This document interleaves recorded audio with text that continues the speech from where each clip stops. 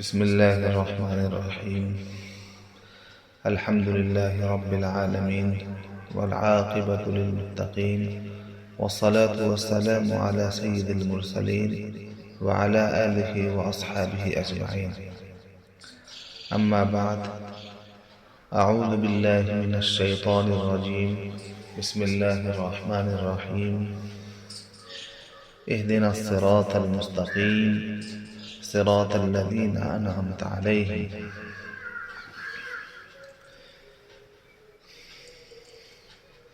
سامعین کرام،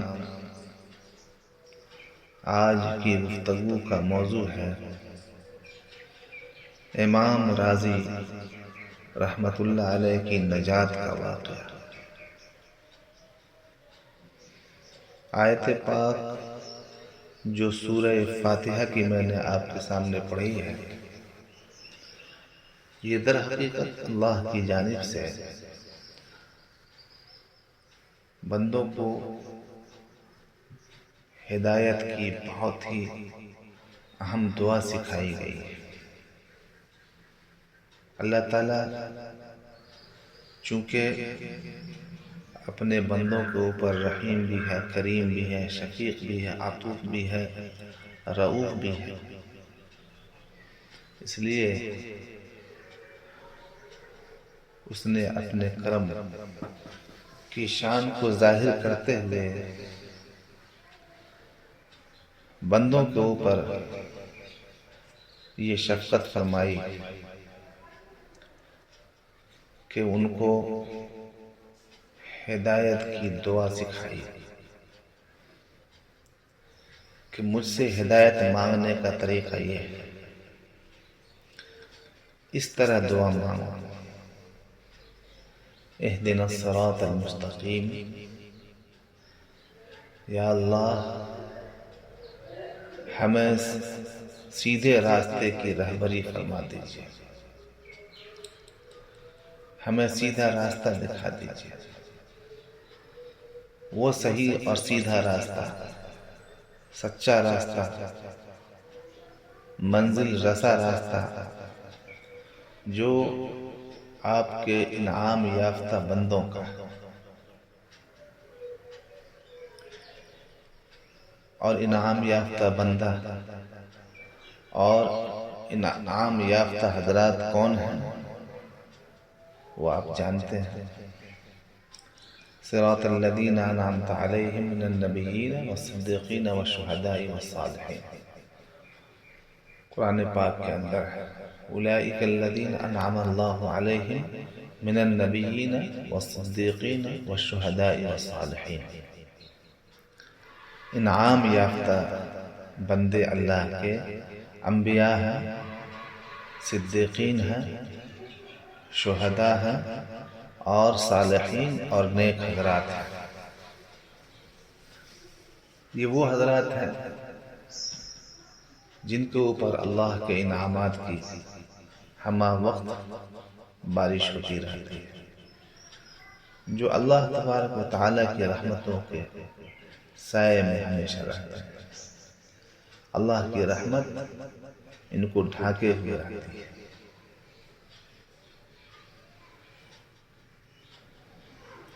تو معلوم یہ ہوا کہ ہدایت کو پانے کے لیے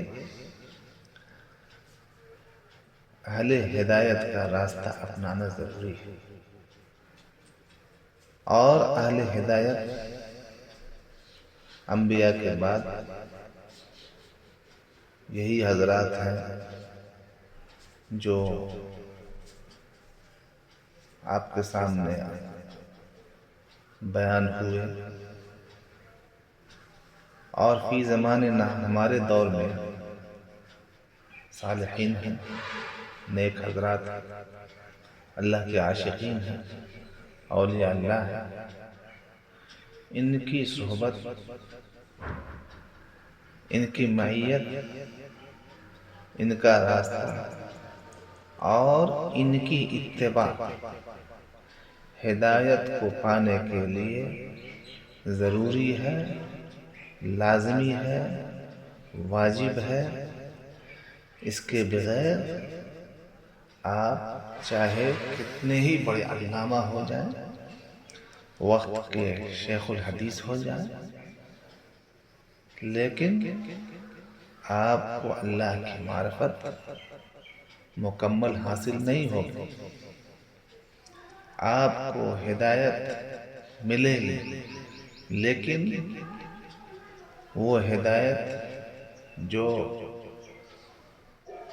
اللہ کے ہاں، اللہ کے عاشقین کے ہاں مطلوب ہے، وہ ہدایت آپ کو نہیں ملے گی۔ ہدایت پانے کے لیے اہل اللہ کی، اہل دل کی، اہل ہدایت کی صحبت اور اتباع ضروری ہے۔ امام راضی رحمۃ اللہ علیہ، جنہوں نے تفسیر بیضاوی لکھی جو مدارس اسلامیہ میں نصاب میں داخل، تفسیر میں جتنی کتابیں پڑھائی جاتی ہیں ان میں سب سے جامع اور سب سے بھاری کتاب شمار ہوتی ہے۔ اپنے وقت کے قاضی تھے، چھوٹے موٹے قاضی نہیں، چھوٹے موٹے مفسر نہیں، بلکہ امام المفسرین تھے امام راضی رحمۃ اللہ علیہ۔ لیکن آپ جب ان کا واقعہ سنیں گے تو حیرت میں رہ جائیں گے کہ وفات کے وقت، دنیا سے رخصتی کے وقت، اتنے بڑے محدث اور مفسر کو ان کا علم کام نہیں آیا۔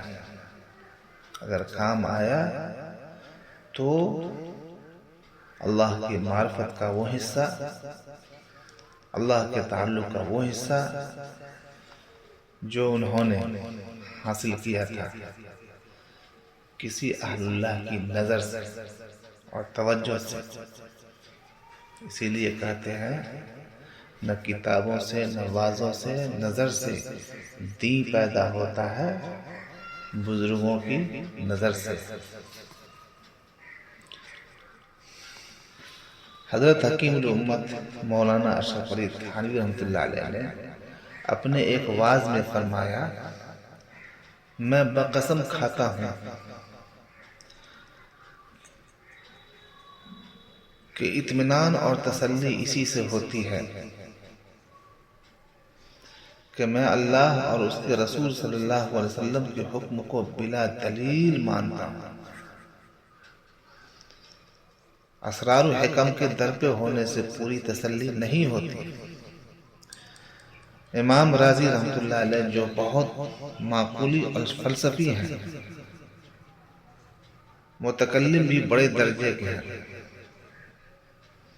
آخر عمر میں اپنی عمر بھر کا تجربہ بیان کرتے ہوئے فرماتے ہیں، نہایت اقدام العقول اقال وغایت سعی العالمین ضلال ولم نستفد من عمرنا طول عمرنا سوى ان جمعنا فيه قیل یقال۔ دنیا والوں کی کوشش کا خلاصہ ضلال ثابت ہوا، بجز بک بک اور قیل و قال کے کچھ حاصل نہ ہوا۔ عمر یوں ہی ضائع کی کہ ہم کو عمر بھر کی بحث سے سوائے قیل و قال کے کچھ حاصل نہیں ہوا۔ انہی امام راضی رحمۃ اللہ علیہ کا قصہ سنایا گیا ہے کہ یہ شیخ نجم الدین کبرا رحمۃ اللہ علیہ سے بیعت ہونے گئے تھے۔ شیخ نے بیعت کیا اور ذکر و شغل تعلیم کر کے ایک حجرہ میں رہنے کا امر کیا۔ یہ ذکر و شغل میں مشغول ہو گئے تو چند روز کے بعد یہ محسوس ہوا کہ دل میں سے کوئی چیز نکل کر بھاگی جا رہی ہے۔ شیخ سے عرض کیا تو شیخ نے فرمایا کہ یہ آپ کا منطق و فلسفہ ہے جو قلب سے نکل رہا ہے۔ امام راضی نے کہا حضرت میں نے تو اس کو بڑی محنت سے حاصل کیا تھا، اس کا قلب سے محو ہونا تو مجھے گوارا نہیں۔ فرمایا اس کے عوض تم کو حق تعالیٰ دوسرے علوم عطا فرمائیں گے جو حقیقی علوم ہیں، اور یہ تو کتابی علم ہے، وہ وہبی علم ہوگا۔ بینی اندر خود علوم انبیاء بے کتاب و بے معید و استاد، بے کتاب و بے مددگار استاد کے اپنے اندر انبیاء جیسے علوم پاؤ گے۔ مگر امام راضی رحمۃ اللہ علیہ کو گوارا نہ ہوا۔ شیخ نے کہا پھر تمہیں اختیار ہے۔ چنانچہ یہ ذکر و شغل چھوڑ کر درس و تدریس میں مشغول ہو گئے۔ اتفاق سے شیخ کی زندگی میں ہی امام صاحب کی وفات کا وقت آ گیا، اور نظر کی حالت میں شیطان ان کے پاس آیا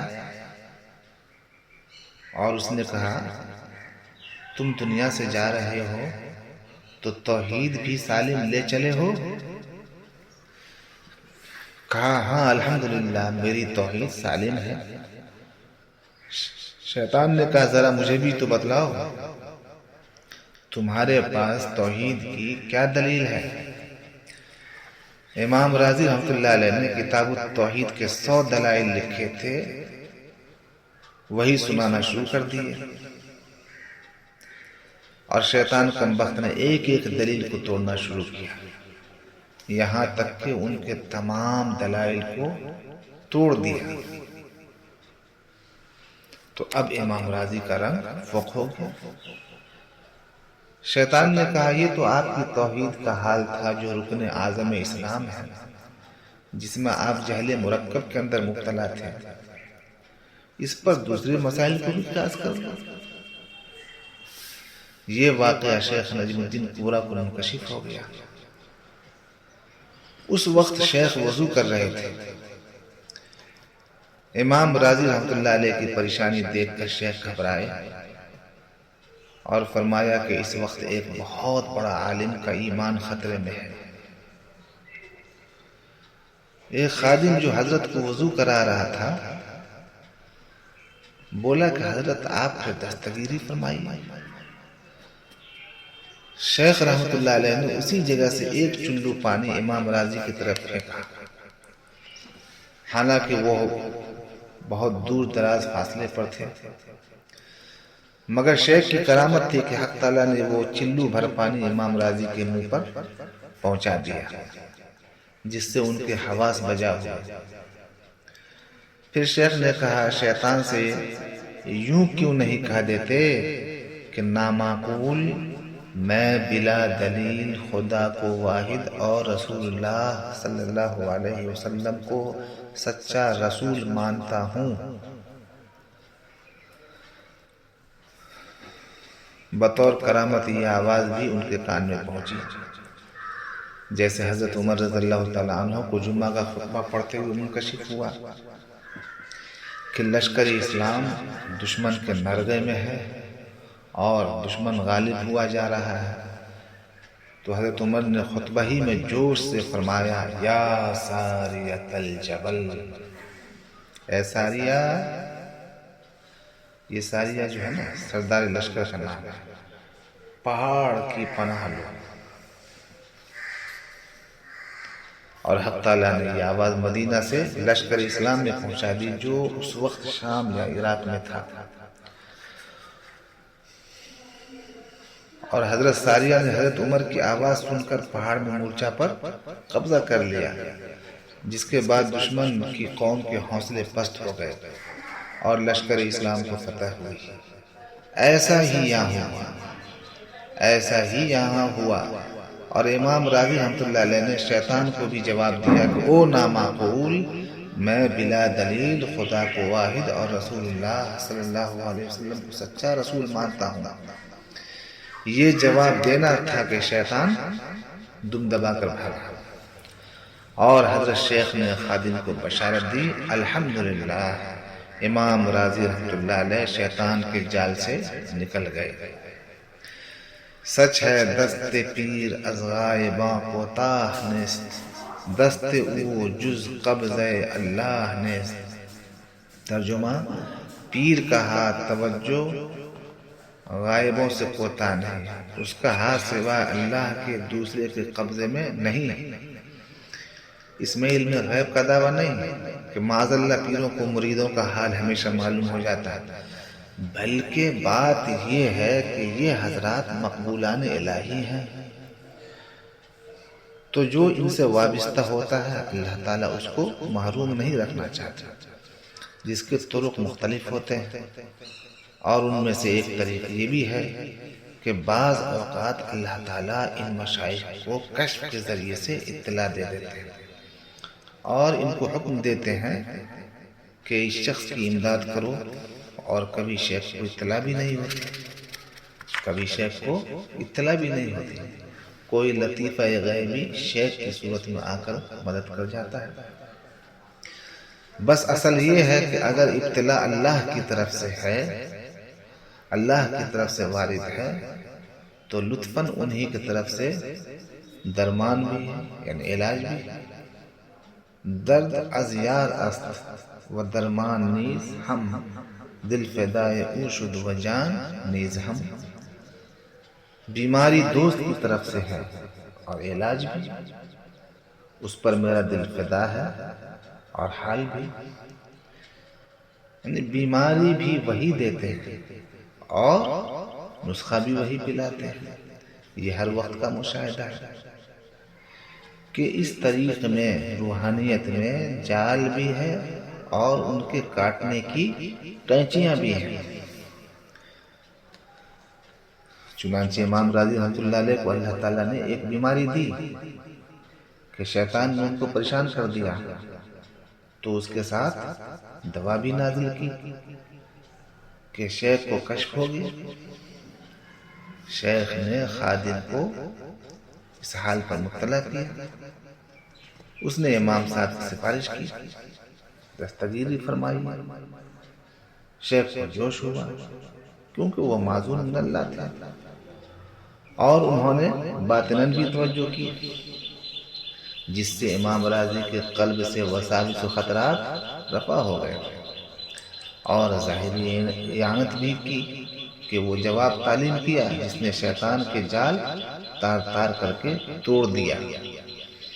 اسی لیے حدیث میں ہے کہ فقیہ واحد اشد علی الشیطان من الف عابد، ایک فقیہ 1000 عابد سے زیادہ شیطان پر بھاری ہے۔ حضرت حکیم الامت رحمۃ اللہ نے فرمایا یہاں فقیہ سے مراد عارف ہے۔ اے اہل علم غور سے سن لیجیے، کیا کہہ رہے ہیں؟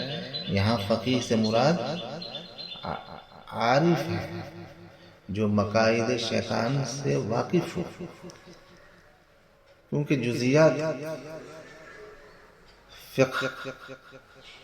فقہ کی جزیات کا حافظ مراد نہیں، جزیات فقہ کا حافظ مراد نہیں ہے، کیونکہ جزیات فقہ تو امام راضی رحمۃ اللہ علیہ وہ شیخ نجم الدین کبریٰ سے زیادہ یاد تھے۔ جزیات فقہ تو امام راضی رحمۃ اللہ علیہ کو شیخ نجم الدین کبریٰ سے زیادہ یاد تھے، مگر دیکھ لیجئے کہ شیطان کے جال کو کس نے توڑا۔ حضرت حکیم الامت رحمۃ اللہ علیہ فرماتے ہیں اس لیے میں کہتا ہوں کہ اسرار اور حکم اور ابحاث سے تسلی حاصل نہیں ہو سکتی، اور نہ ان سے شیطان بھاگتا ہے۔ تسلی اس سے ہوتی ہے کہ خدا کا حکم یوں ہی ہے، بس ہم بے دلیل کے جانتے ہیں۔ اسرار و حکم کے یا علوم کشفیہ کے در پہ نہ ہوں، یہ خطرات سے خالی نہیں، بس طریق تصوف سے اتنا حصہ لے لو کہ اخلاص اور احسان حاصل کر لو جس کو نسبت کہتے ہیں، بس اس سے زیادہ کچھ نہ لو۔ صوفیہ کی تحقیقات کا مطالعہ سایہ نہیں ہے، ان سے دور رہو۔ صوفیہ کی تحقیقات کا مطالعہ سایہ نہیں ہے کہ ان سے دور رہو. اور یہ جو میں نے کہا کہ علل و ابحاث سے تسلی نہیں ہوتی، بلکہ اطمینان اسی سے ہوتا ہے کہ اللہ اور رسول صلی اللہ علیہ وسلم کا یہ حکم ہے. اس کی تائید اس قصہ سے تو ہوتی ہی ہے جو ابھی بیان کیا گیا، حدیث سے بھی اس کی تائید ہوتی ہے. چنانچہ رسول اللہ صلی اللہ علیہ وسلم نے وسوسہ کا علاج یہ بتلایا ہے کہ وسوسہ کے وقت آمنت باللہ ورسولہ پڑھ لو. کیا حضور اکرم صلی اللہ علیہ وسلم کو دلائل معلوم نہ تھے؟ یقیناً معلوم تھے، مگر دلائل میں غور کرنے کی تعلیم اسی لیے نہیں فرمائی کہ یہ سلسلہ غیر متناہی ہے. دلائل کا سلسلہ غیر متناہی ہے، اس سلسلے میں شبہات پر شبہات نکلتے چلے جائیں. اس لیے وہ بوٹی بتلائی جو 1000 جواہر سے بھی انفع ہے.